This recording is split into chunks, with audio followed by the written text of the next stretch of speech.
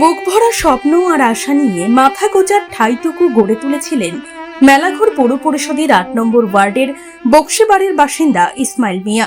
যখন সাধের পাকা বিল্ডিংটি তুলেছিলেন তখন নদী ছিল বহু দূরে, কিন্তু পার ভাঙতে ভাঙতে গোমতী নদী একেবারে ঘরের দোরগোড়ায় চলে এসেছে। গত কয়েকদিনের টানা বৃষ্টিতে গোমতীর জল ফুলে ফেঁপে উঠতেই বিলীন হওয়ার মুখে ইসমাইল মিয়ার শেষ সম্বল। নিরুপায় হয়ে নদী গর্ভে তলিয়ে যাওয়ার আগে আজ মিস্ত্রি এবং এলাকার মানুষদের নিয়ে নিজের সাধের ঘর নিজেই ভেঙে সরিয়ে নেওয়ার করুণ লড়াই চালাচ্ছেন তিনি। শুধু ইসমাইল মিয়া নন, মেলাঘর পৌর পরিষদের ৭ এবং ৮ নম্বর ওয়ার্ডের নদী সংলগ্ন প্রায় ৩০০টি পরিবার আজ চরম অস্তিত্ব সংকটে।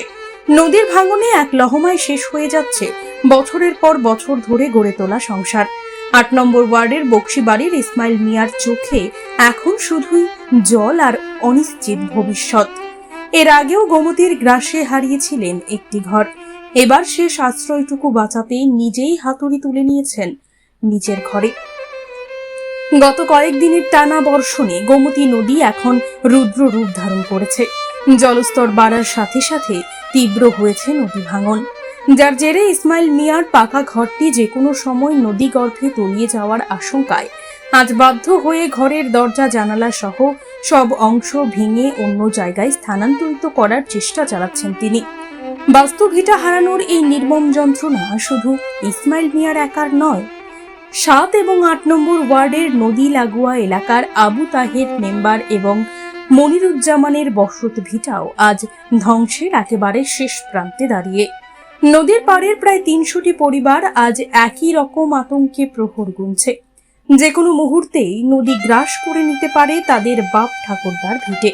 কিন্তু অভিযোগ, এই ভয়াবহ পরিস্থিতিতেও স্থানীয় প্রশাসন সম্পূর্ণ নির্বিকার এবং উদাসীন। বারবার আবেদন জানানো সত্ত্বেও মেলেনি কোনো স্থায়ী সমাধান বা সরকারি সাহায্য। সব হারিয়ে এখন শুধুই হাহাকার মেলাঘরের গোমতী পাড়ের এই বিস্তীর্ণ এলাকায়।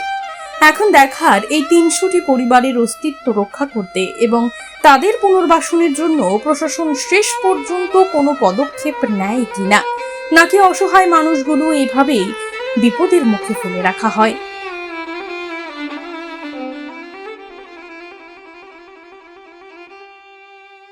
আমার কি রে ভাঙতেছেন কে রে? ভাঙতেছে, প্লাটা নিকেতেছে, নদীর জল বাইজা নিতেছে, তখন ভাঙন ছাড়া আর উপায় নাই। আগে কয়েকটা ঘর আছিল ভাঙে গেছে, ভাঙে কিছু নিছি আর কিছু রয়েছে, আর অক্ষণ এটা ভাঙতে লাগতেছে। তো বিল্ডিং ঘর, এটা বিল্ডিং ঘর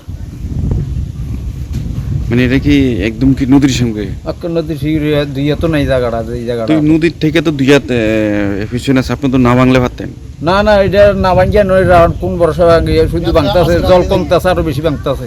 হ্যাঁ, বাতে তো ভাঙছো, জল কমে আরো বেশি ভাঙে। আচ্ছা আচ্ছা, এখন আপনার এখন কোন জায়গায় নিবেন ভাঙ্গিয়া ঘরটা? জায়গা আসেনি আপনার বিকল্প জায়গা? জায়গা তো নাই, তবু ভাঙ্গিয়া তো একবার সরাই এটা বাঁচাইতে লাগে, বাঁচান লাগে এই আরই। আচ্ছা আচ্ছা, এখন আপনি থাকেন কোন জায়গায়? এখন থাকি ওই ইয়ার কলমঘাট ব্রিজের কাছে। ব্রিজের কাছে? কতদিন হয়েছে ঘরটা দিয়েছেন? যে ঘরটা দিয়েছি যে প্রায় 10-11 বছর। 10-11 বছর? আমার তো আমরা এনতে যেমন লাগছে, নিলে না যাইতাম।